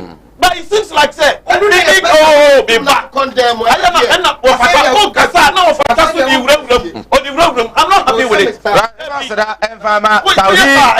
Naturopathic clinic. Naturopathic clinic. Kumase Buadi no more. Yare bia obia no. Na namba bicho. David for say bra. Na omomo a ni kura na afiri amso ba alada roma. Omehwe atumi ate ade amam. David for Kumase Odiumbodi Junction. 0278626262 0278626262 Mala Muhammad Spiritual Herbal Center Kumawood TV Escafo Amantem was it both spiritual and physical wo ha obiya no Malam Sebra na untumi elmo so honhom nko ade a men for the hair bia omoden na Malam entumi mo asa asa honam ni wonya stroke diabetes hypertension yare bia no bra atwere dam ni nyina no oba obetumi aboa wo pese onya sika pa modimoti bitumpon na ekoso a Malam Sebra na untumi elmo Kumawood TV Escafo Amantem eno Eastern Region 0246647247 0246647247 God's Way Casket Shop ye and wenya and I say open say we are word engagement adoring open konwa open canopies open drinks hold on nyina no sound system was say bra omo bi entimi emfa enha bonus wo fom pa kumase nyina de onde na f pa wo so wanya yie e free da na wo ye yie ne fie da na usiri pe akofo ba ye yie nyina awie no ye de ye bia from that kam de besie nkonwa canopies awodo sound system video ni nyina goswe ese wo boa atimi ama bi na do ye ne se unisika kura no a obeboa wo de ne mani na ma ma de koye yie nyina wie a now this car beto bia kofa free and we and yes afena busa be ko be sian de interest bia beto ho kopa bi chaw so mo kan ko ye goswe si bra great to grand nyina no obo kuma sa for labor on about and a goswe casket akache no be bia wo gana bia no to za afena onya yi a obeboa na wo de ne ma no abro 0243 737 457 0243 channel so say Kumawood Training Institute sian kan cho say nei skill training no I mean on the 17th of next month yes Sunday the twaso no e de abro on buy the dance ya gia to say yes indeed nipa dom no bebi a entumi muwa ketewesew nye dodo awura no e na etumi abo enti e kireo kwa be fa so the beat ahwene e be ye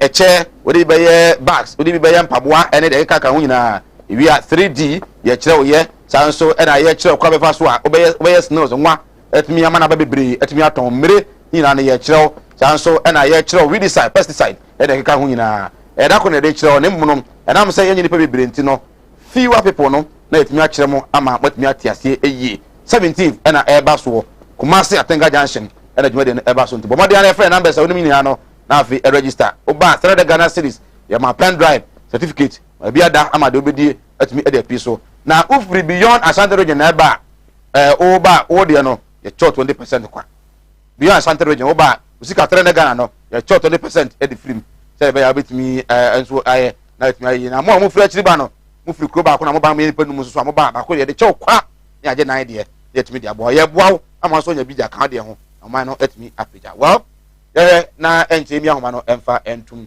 1 minute na wrap up for me. Yeah, I'm saying say SMBC e wo man ni mu a na ye kasa security for enko ha we see most cases we need to get a professional security people okay ombetimi akoke control. Who are the professional security? Obia na ya fan so post ni so je ni bia na. I'm coming.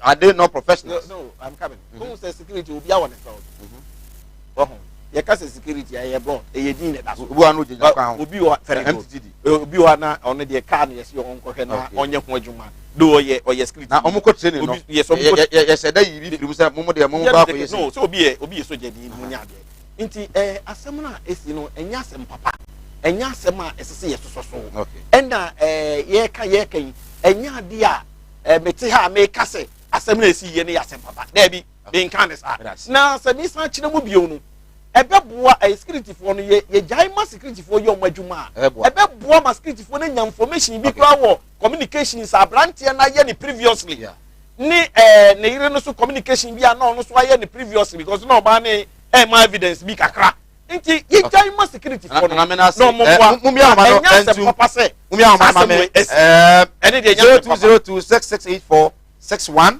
0202668462 pacha oba motivoro ne nkofom. Just lower the volume of your TV set. Phone out the friend what you home na etimi ato nkan yi pa.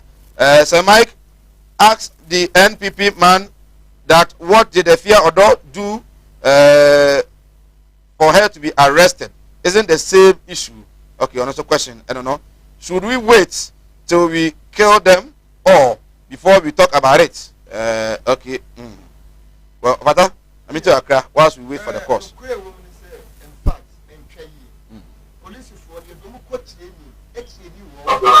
Okay, I'm a question. About my TV on call from 90. Hello, good evening. Evening. Good evening, I'll show you a friend. You may. All right, yes, you. MPP man, all come on to I went to the hello. Yeah, we could see. That's it. Well, Nana, the people they man. Also with me, Abem 0202668461. When you influence where we now have far from. So, hello, good evening. Hello, good evening. Okay, 0202668461. 668462. And I'm from the course now. Hello, good evening. Hello. Hello. Good evening. Ni abi ahwe free. Na me adomoko. Ya ho ya pa pa ni yentio. Okay. Okay. Mhm. Wow.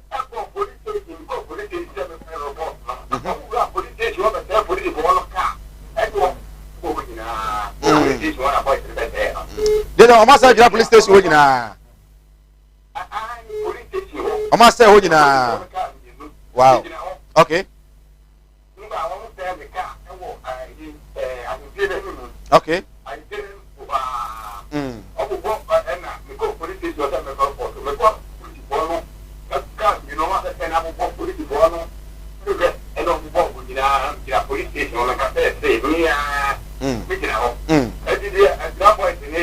Enye. Okay. Okay. Okay. All right. Okay. Nti emabro no act no enye na soldier for nso na police for nso de no nso no enye. Nti let's condemn both. Hello, good evening. Hello, good evening. Udi ya ahwe ye frɛ nwumre ye nti o. David ye nti o.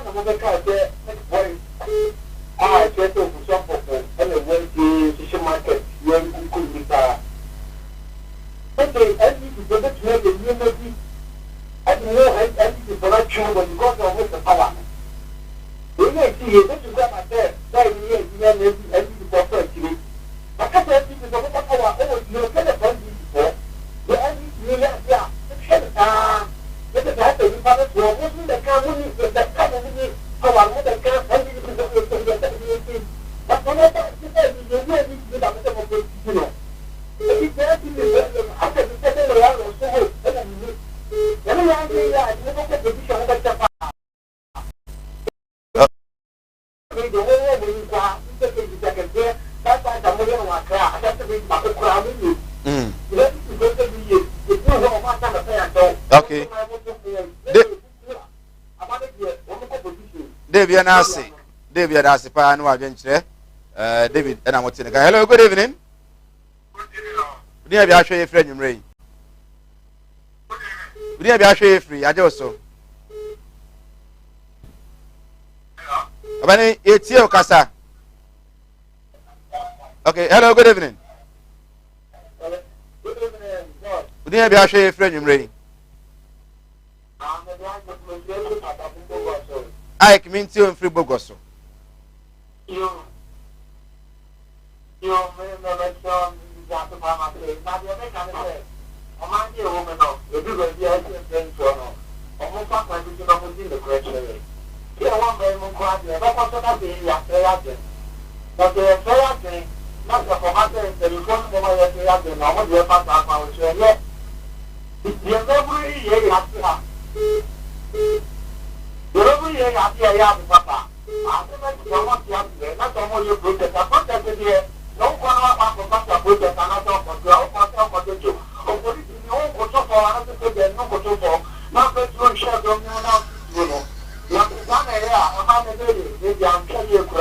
Okay.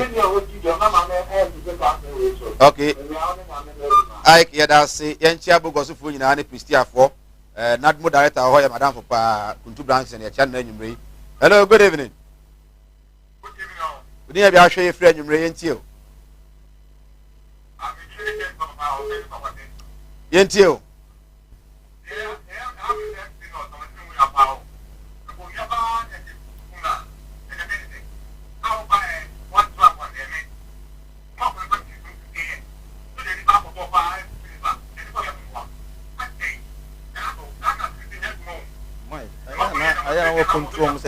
Nana, I don't support assembly. Okay. Yenchia na yenchia office kwa tifu nyina. Hello, good evening. Okay, the information I have says the citizen decided to go and burn the police station. Okay. Okay, so in an attempt. Okay, hello, good evening. Hello, good evening. Nyame gusu shira, you don't be afraid free.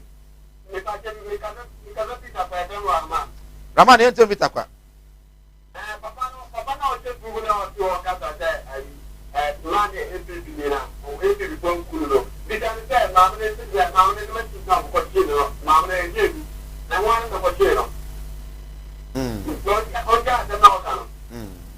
Okay. All right. Raman, Yanasi. Hello, good evening. Hello, good evening. When about my join you, Ray? But I think that won't see and hello, good evening. Good evening. Too bad. Too bad. Hello, good evening. Good evening. Hello, good evening. Would you be free? Abu Yentio.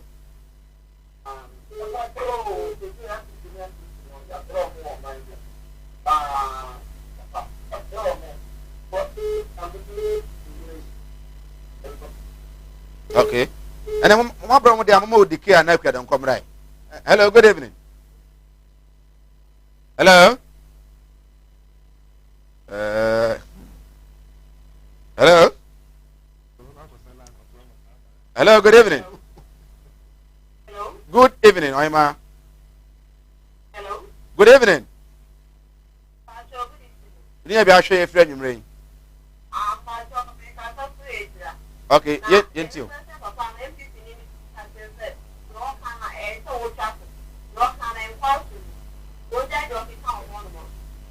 But I word you know, maybe no more ship police station. And I almost say, well, we hope that tomorrow our reporter will be bold. You need some up on who to say you what's your phone? Or this mic. Okay, hello, good evening. We need to share free. Who was so Kasa? Who was so?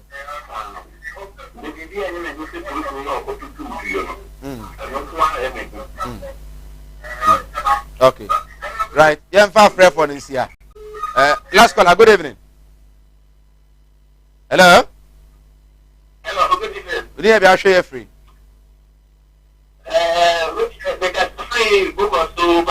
Within the shop. Okay, Kasa.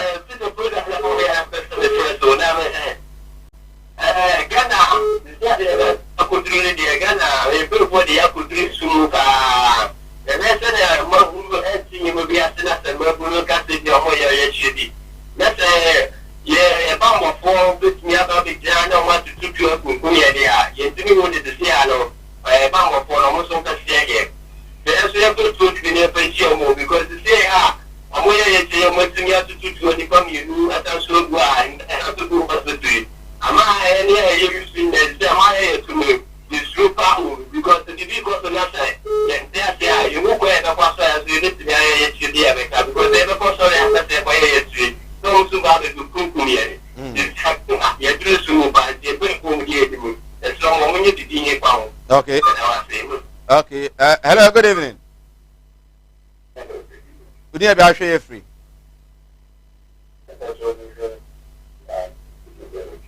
Manoso akrama ya why na yento kan. Yes, we need to be free. Sunyane rich yentio.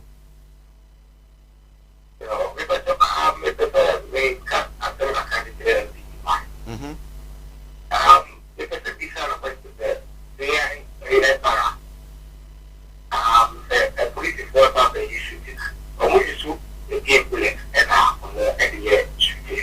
Okay. Okay. Okay.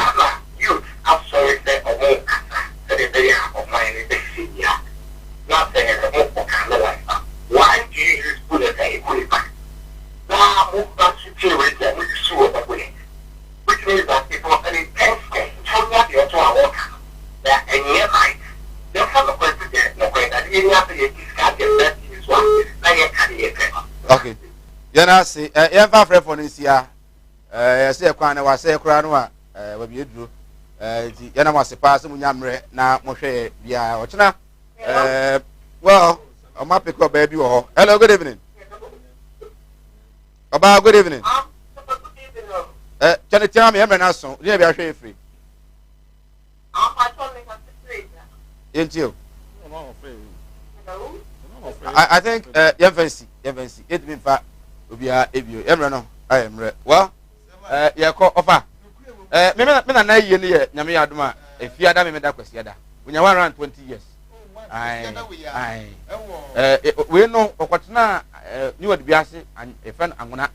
One Okotana Bob Brabe 80 years. Into no one I Bibia.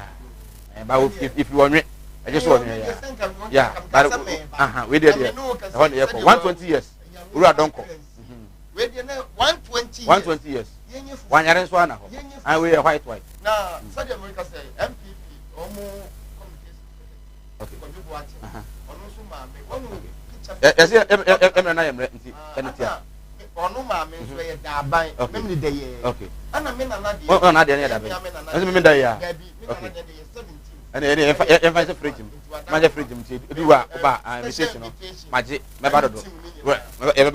Yes, Nana.